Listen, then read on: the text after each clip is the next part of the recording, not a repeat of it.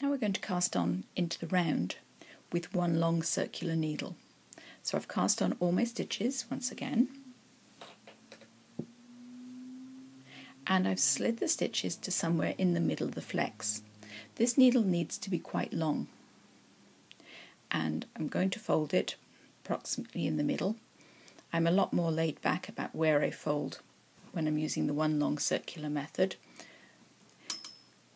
And I've folded the edge around, and I've pulled the loop out somewhere in the middle of the needle. And I'm going to keep on pulling until I get the stitch I want to work, which is this stitch number 1 here at the front. So hinge at the left, last stitch you cast on with the working yarn attached at the back, just the same as for the last 2 clips. And now I slide the stitch I want to work to the tip of the needle.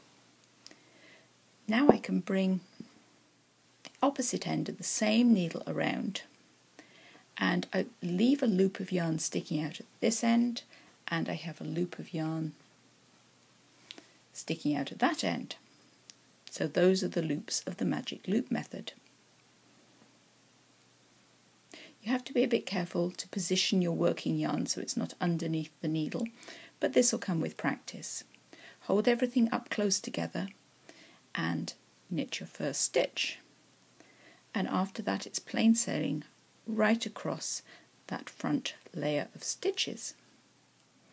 When you get to the end, it should look something like this. This needle is a little stiff and it's pulling on this end, but it'll sort itself out after a couple of rounds. It's very important to choose just the right kind of needle. If this flex is too floppy, that's not fun either. So I've turned the work by 180 degrees. There's the last stitch I worked. So I need to slip the stitch that I wish to work this time to the needle tip. Then I can pull that back needle out to the right, and that will give me a working needle.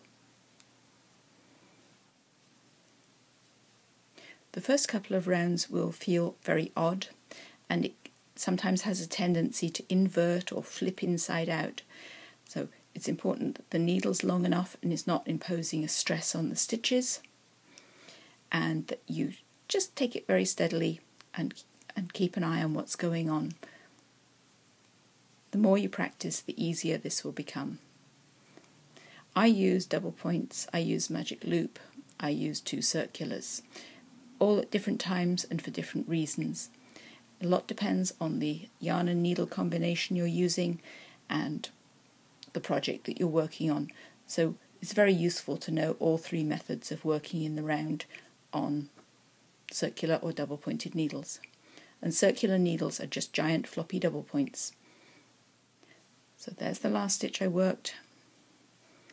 This is going to become the working needle.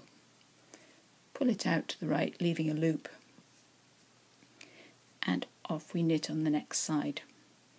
So the 3 methods are very similar to one another, and you can knit a tube of any size on the magic loop or the 2 circular needles. Doesn't really matter how tiny it is.